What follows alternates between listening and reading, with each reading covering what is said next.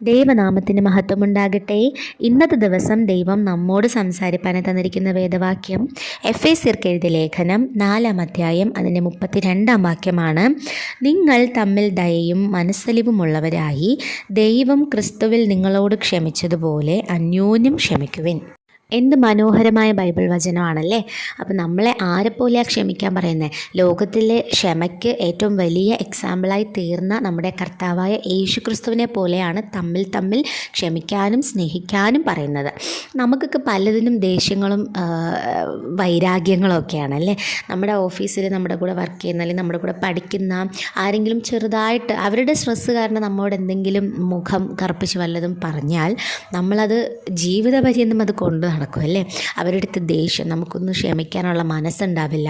ഇനി മുതൽ നമ്മൾ അങ്ങനെ ആകരുത്. തന്നെ ക്രൂശിൽ തറച്ചവരെ പോലും സ്നേഹിച്ച യേശുക്രിസ്തുവിനെ പോലെ നാം മറ്റുള്ളവരെ സ്നേഹിക്കാനായിട്ട് പഠിക്കണം.